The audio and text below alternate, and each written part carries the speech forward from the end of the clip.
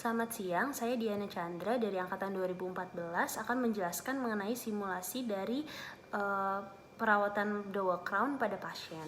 Jadi pertama yang dapat kita lakukan adalah dudukan dulu pasien pada dental unit. Silakan Mbak.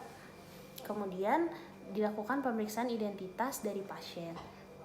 Mbak maaf, boleh disebutkan untuk namanya? Adelia Chandra, Kemudian untuk tempat dan tanggal lahirnya? Jakarta 14 April 2004. Baik, sudah sesuai ya Mbak. Kemudian dapat ditanyakan keluhan utama dari pasien. Jadi pada pasien ini sempat mengalami terjatuh, kemudian giginya patah, lalu sudah dilakukan perawatan saluran akar dan ingin dibuatkan mahkota tiruan berupa double crown. Setelah itu dilakukan anamnesis, ditanyakan sebab kehilangan gigi atau kerusakan gigi, kemudian kapan pencabutan gigi terakhir dilakukan, apakah pasien pernah menggunakan gigi tiruan sebelumnya atau tidak. Kemudian tujuan untuk membuat gigi tiruan. Pada pasien ini tujuan untuk membuat gigi tiruannya untuk memperbaiki fungsi estetik dan juga pengunyahan. Setelah itu dapat dilakukan pemeriksaan klinis berupa yang pertama-tama dilakukan pemeriksaan ekstraoral dulu pada pasien. Jadi dapat dilihat bentuk wajah dari pasien bisa lonjong, persegi, segitiga, atau kombinasi. Pada pasien ini bentuk mukanya lonjong. Kemudian dapat dilakukan pemeriksaan klinis pada pasien. Jadi dilihat pertama-tama pemeriksaan ekstraoral dulu, dilihat dari bentuk wajah pasien. Apakah bentuk wajah pasien lonjong, persegi, segitiga, atau kombinasi. Kemudian dilihat profil dari pasien. Apakah profil pasien ini lurus, cembung, atau cekung. Kemudian dilihat pupil dan tragus apakah sama tinggi atau tidak sama tinggi. Nah, pemeriksaan ini penting untuk menentukan garis interpupil dan juga garis chamfer. Garis interpupil ini ditentukan untuk melihat kesejajaran dengan bidang insisal galengan gigit anterior. Sedangkan kalau garis chamfer ini untuk melihat galengan gigit posterior pada kasus kehilangan banyak gigi. Kemudian dilihat apakah hidung dari pasien ini simetris atau tidak simetris, dan juga pernafasan melalui hidungnya ini lancar atau tidak. Kemudian dilihat rima oris dari pasien, apakah sempit, normal, atau besar. Kemudian panjang, normal, atau pendek. Nah, rima oris yang sempit ini, pada kasus rima oris yang sempit biasanya akan menghalangi dalam melakukan pencetakan, dan juga pemilihan bahan cetak perlu diperhatikan. Kemudian dapat dilihat dari bibir pasien, bibir atasnya dan bibir bawah apakah hipotonus, normal, atau hipertonus, kemudian tebal atau tipis, simetris, asimetris, dan juga panjang atau pendek. Nah, tonus dan tebal tipisnya bibir ini berhubungan dengan inklinasi labiolingual gigi anterior, sedangkan panjang pendek bibir menentukan letak bidang insisal dan juga garis tertawa. Kemudian dapat dilihat lakukan pemeriksaan sendi rahang pada pasien. Dilihat kanan atau kiri, apakah terdapat clicking atau tidak. Boleh dibuka mulutnya pelan-pelan, Mbak. Buka yang lebar. Kemudian tutup lagi, buka lagi, tutup lagi. Kemudian dapat dilihat juga apakah saat pasien membuka mulut mengalami deviasi ke kiri atau ke kanan. Kemudian dapat dilihat apakah pasien mengalami trismus atau tidak. Jika pasien mengalami trismus dapat diukur berapa milimeter. Kemudian dilihat kelainan lain, misalnya apakah ada pembengkakan, celah bibir, celah langit, dan lain-lain.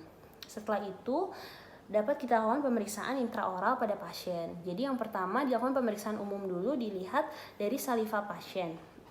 Dilihat kuantitas dan kualitas dari salivanya.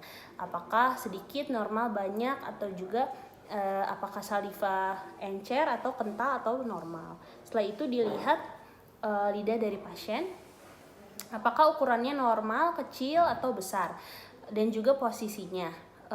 Posisi kelas 1 itu ujung lidah terletak di atas gigi anterior bawah. Kemudian kelas 2 posisi lidah lebih tertarik ke belakang, dan kelas 3 lidah menggulung ke belakang sehingga frenulum lingualisnya terlihat. Nah, posisi lidah ini dan juga besar ukuran lidah dapat mempengaruhi kestabilan dari protesa dan juga gangguan saat pencetakan dan pemasangan gigi tiruan. Kemudian dapat juga diperiksa refleks muntah dari pasien apakah tinggi atau rendah. Jika pasien refleks muntahnya tinggi, maka akan mempengaruhi saat proses mencetak, sehingga pertimbangan bahan cetak dan juga teknik saat mencetak seperti cara untuk mengalihkan perhatian pasien perlu diperhatikan. Kemudian dilihat dari gigitan pada pasien, apakah gigitan ada atau tidak ada, dan bila ada apakah stabil atau tidak stabil. Kemudian dilihat juga jarak tumpang gigit dan jarak gigit pada pasien, apakah ada gigitan terbuka, gigitan silang, dan bagaimana hubungan rahangnya, apakah ortognati, retrognati, atau prognati. Kemudian dapat diperiksa artikulasi pada pasien, bisa majuin, bisa digerakkan rahang bawahnya gini ke depan, pelan-pelan. Kemudian ke kiri, ke kanan sekarang. Dapat dilihat apakah artikulasi pada pasien ini cuspid protected, groove function, atau artikulasinya seimbang. Kemudian dapat juga sambil dilihat apakah ada prematur kontak atau blocking pada pasien. Kemudian dapat dilihat daya kunyah pada pasien normal atau besar. Dapat terlihat dari gigi-gigi di dari intraoral pasien, dapat terlihat dari gigi-gigi misalnya terdapat banyak atrisi, berarti daya kunyah pasien ini besar, sehingga pemilihan bahan dari mahkota tiruan perlu diperhatikan. Kemudian dapat diperiksa juga kebiasaan buruk dari pasien seperti clenching, menggigit bibir, atau mengunyah satu sisi, dan lain-lain. Setelah itu dapat dilakukan pemeriksaan gigi geligi dan tulang alveolar, dilihat bentuk umum gigi geligi apakah besar, normal, kecil, kemudian apakah terjadi fraktur, kemudian dilihat perbandingan mahkota akar pasien, dan juga apakah ada diastem, apakah ada gigi kerucut, mesiodens, dan lain-lain. Setelah itu diukur ketinggian tulang alveolar pada pasien sesuai dengan foto panoramik. Setelah itu dilakukan pemeriksaan lain, seperti yang pertama pemeriksaan pada vestibulum. Nah, pemeriksaan pada vestibulum ini dilihat apakah dangkal, sedang, atau dalam. Nah, vestibulum bisa dikatakan dalam kalau pada pemeriksaan itu lebih dari setengah kaca mulut terbenam. Sedangkan sedang bila setengah kaca mulut terbenam, dan juga dangkal bila terbenam kurang dari setengah kaca mulut. Kemudian dilihat dari prosesus alveolaris atau residual ridge pada pasien, apakah berbentuk segi 4, oval, atau segitiga. Kemudian ketinggiannya apakah tinggi, sedang, atau rendah. Kemudian bagaimana ketahanan jaringannya, apakah flabby, tinggi atau rendah, dan permukaannya rata atau tidak rata. Nah, bentuk dari prosesus alveolaris ini berpengaruh terhadap retensi dan stabilisasi dari gigi tiruan lepas, serta pemilihan desain pontik pada gigi tiruan cekat. Kemudian dilihat relasi rahang pada pasien anterior apakah prognati, normal, atau retrognati. Kemudian pada posterior kanan kiri apakah normal atau ada gigitan silang atau ada scissors bite. Kemudian dilakukan pemeriksaan pada frenulum pasien, yaitu frenulum labialis superior, inferior, bukalis, rahang atas kanan kiri, dan juga rahang bawah kanan kiri, dan juga frenulum lingualis. Setelah itu dilakukan pemeriksaan palatum pada pasien, apakah bentuknya persegi, oval, atau segitiga, dalam, sedang, atau dangkal. Kemudian apakah ada torus palatinus, dan klasifikasi House-nya kelas 1, 2, atau 3. Nah, bentuk dan kedalaman palatum ini berkaitan dengan retensi dan stabilisasi dari gigi tiruan lepas. Kemudian dapat juga dilihat tuberositas maksila kanan kiri besar atau kecil, dan juga adanya undercut rahang atas dan rahang bawah kanan kiri ada atau tidak. Nah, undercut ini dia biasanya mengganggu perluasan basis protesa yang dapat mempengaruhi retensi dan stabilisasi gigi tiruan serta menghalangi pemasukan dan pengeluaran dari gigi tiruan. Kemudian dilihat juga ruang retinohyoid dan bentuk lengkung rahang dari pasien. Setelah itu diukur ruang gigi tiruan pada pasien berapa lebarnya. Kemudian dilihat pelekatan dasar mulut apakah tinggi, normal, atau rendah, dan juga lain-lain seperti misalnya ada eksostosis atau torus mandibularis. Kemudian dinilai sikap mental dari pasien, apakah filosofis, exacting, indifferent, atau historical. Pada pasien ini sikap mentalnya filosofis. Jadi pada kunjungan pertama, pada pasien ini dilakukan pengisian rekam medik prostodontia. Jadi dilakukan pemeriksaan klinis, dilihat keluhan apakah tidak ada keluhan subjektif, palpasi perkusi, fistula negatif, dan mobilitas gigi negatif. Kemudian dapat dilakukan pembuatan model studi dengan pencetakan dengan alginat dan pengecoran dengan dental stone. Setelah itu dapat dilakukan preparasi mahkota pada gigi. Ini dilakukan pada bagian proksimal dulu 1,5 mili menggunakan pointed tapered cylindrical diamond bore sejajar dengan sumbu gigi. Preparasi sisa jaringan mahkota sehat menyisakan 2 mm dari gigi Valcrest dengan flat end tapered cylindrical diamond bore.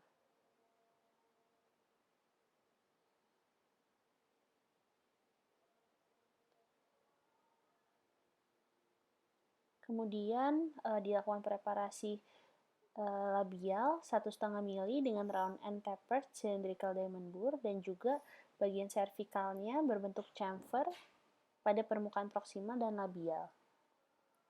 Ini sudah dilakukan preparasi pada cervicalnya, dilakukan penghalusan, pembulatan sudut, dan permukaan dengan finishing bore. Untuk bagian palatalnya, dipreparasi 0,5 mili dengan pointed tapered cylindrical diamond bore. Kemudian setelah itu semuanya dilakukan finishing, pembulatan sudut, dan penghalusan permukaan. Setelah itu dapat dilakukan preparasi saluran akar. Jadi yang pertama kita tentukan dulu panjang kerja pasak menggunakan fotoradiograf. Jadi panjang akar klinis ini sama dengan panjang akar radiograf dikali panjang mahkota klinis per panjang akar radiograf. Setelah itu panjang kerja pasak sama dengan 2/3 dari panjang akar klinis plus panjang mahkota setelah dipreparasi. Nah setelah mendapatkan panjang kerja pasak, maka kita dapat melakukan preparasi saluran akar. Jadi, ambil guta perca dengan GGD sepanjang kerja pasak. Nah, ukuran GGD ini disesuaikan dengan ukuran saluran akar di radiograf. Lakukan juga irigasi pada saluran akar menggunakan NaOCl 2,5% setiap pergantian alat. Setelah itu dapat dilakukan pencetakan saluran akar dan core. Nah, pertama dioleskan dulu lubrikan atau vaselin ke dinding saluran akar menggunakan paper point. Kemudian pada video ini menggunakan resin, namun kita juga dapat menggunakan blue inlay wax pada custom core. Kemudian blue inlay wax ini dipilin sesuai dengan panjang kerja. Kemudian dimasukkan ke dalam saluran akar yang sudah dipreparasi. Kemudian ditunggu sampai setting. Nanti jika sudah setting, dikeluarkan dan dipastikan tercetak sepanjang saluran akar. Tidak ada defek dan juga pastikan tidak ada undercut.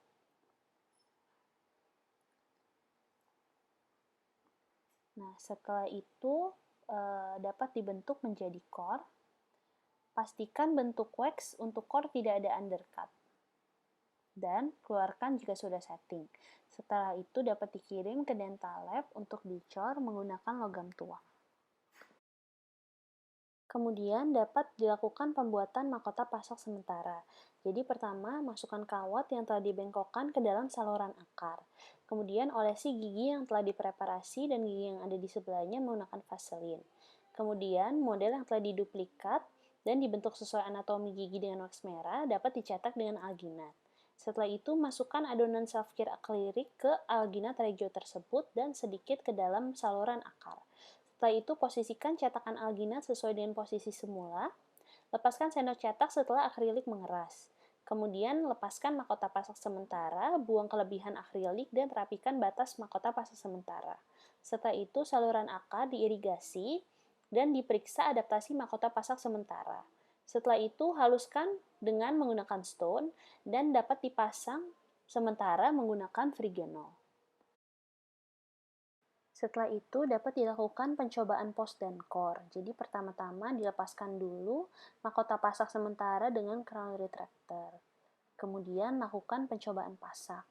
Nah, pasak ini harus masuk sepanjang kerja, fit, stabil, dan juga tidak ada undercut pada core-nya. Kemudian dapat juga dilakukan evaluasi dengan fotoradiograf dental. Ini sedang dicek menggunakan sonde, fitnessnya, dan apakah pasak itu stabil atau tidak.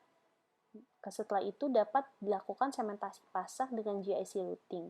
Tekan hingga setting time GIC luting selesai dan bersihkan kelebihan semen dengan sonde atau ekskavator dan juga dental floss.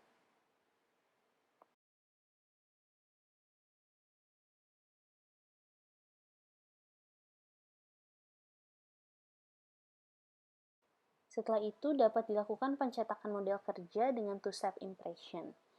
Jadi pertama-tama gingiva diretraksi dulu menggunakan retraction cord yang sudah diberikan larutan hemostatik ke sulcus gingiva dengan periodontal probe.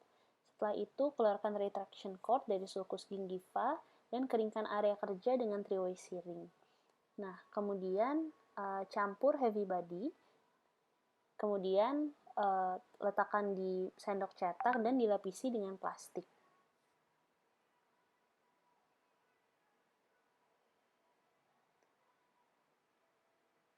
Setelah itu dapat dicetakkan kepada pasien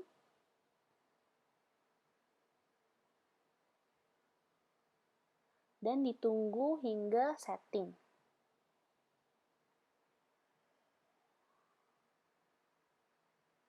Pastikan semua bagian tercetak. Setelah itu, setelah setting, dapat dikeluarkan cetakan heavy body dari mulut pasien.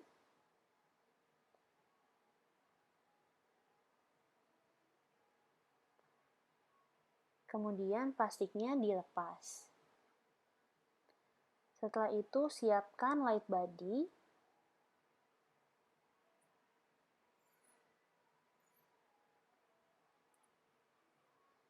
Kemudian letakkan light body pada cetakan.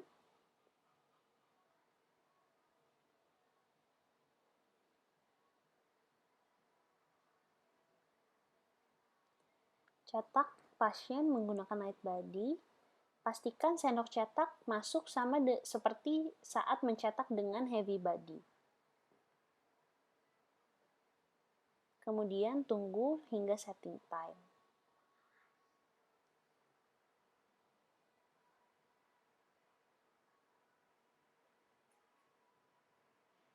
Setelah setting, dapat dikeluarkan cetakan. Diperiksa apakah bagian yang diperlukan sudah tercetak. Kemudian lakukan pemasangan mahkota sementara dengan Frigenol. Setelah itu dapat dilakukan pengiriman ke dental lab untuk pembuatan backing. Sebelumnya dibuatkan dulu catatan gigit menggunakan selembar wax merah. Kemudian kirim cetakan model kerja dan catatan gigit ke dental lab untuk dibuatkan backing mahkota tiruan. Setelah itu dapat dilakukan pencobaan backing. Jadi pertama lepaskan dulu mahkota tiruan sementara dan cobakan backing. Nah, ini dievaluasi fitness, ketepatan tepi, kemudian bagaimana adaptasinya terhadap mukosa, dicek juga oklusi artikulasinya, dan dilihat apakah ruangan untuk facing mencukupi. Setelah itu tentukan warna facing menggunakan shade guide dan kembalikan backing ke dental lab untuk pembuatan facing porselen. Nah, setelah itu dilakukan pencobaan mahkota tiruan. Jadi dilepas dulu mahkota tiruan sementara dan cobakan mahkota tiruan. Kemudian evaluasi fitness, ketepatan tepi, adaptasi terhadap mukosa, oklusi artikulasi, kemudian evaluasi juga kontrak proksimal dengan gigi sebelahnya dan juga dilihat secara estetis. Setelah itu dapat dilakukan sementasi sementara. Sementasi sementara ini menggunakan semen Frigenol. Setelah itu dapat dibersihkan kelebihan semen menggunakan sonde atau ekskavator dan dental floss di area interdental. Setelah itu pada kunjungan selanjutnya dapat dilakukan sementasi tetap. Nah, sebelumnya dievaluasi dulu apakah masih ada keluhan subjektif. Keluhan subjektif harus negatif. Kemudian dilihat adaptasi dengan mukosa harus baik, kontak proksimal juga baik, kemudian dilihat secara estetis, dicek stabilisasi dan dicek oklusi serta artikulasinya. Kemudian lepaskan mahkota tiruan dan bersihkan gigi dan mahkota tiruan dari frigenol. Kemudian gigi regio tersebut dikeringkan. Kemudian aduk semen GIC luting dan oreskan secara merata ke bagian dalam mahkota tiruan. Ini dalam video GIC sedang diaduk.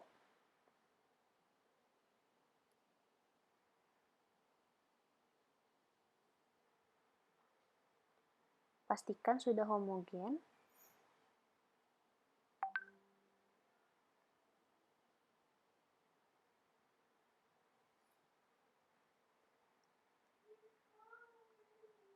Dicek konsistensinya, kemudian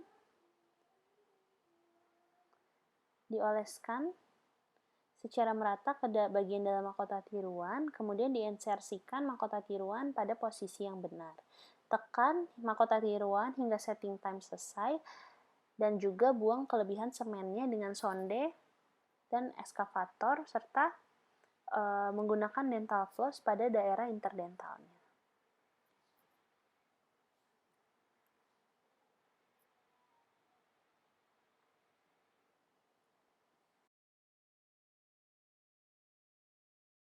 Kemudian pada kunjungan selanjutnya dilakukan kontrol, dilihat hasil pemeriksaan pasien apakah masih ada keluhan subjektif. Kemudian OH pasien apakah baik, kemudian dilihat juga adaptasi mahkota dengan mukosanya harus baik, kemudian dicek stabilitas gigi tiruan, dan juga apakah ada inflamasi di daerah servikal gigi. Kemudian dicek juga apakah oklusi dan artikulasinya baik.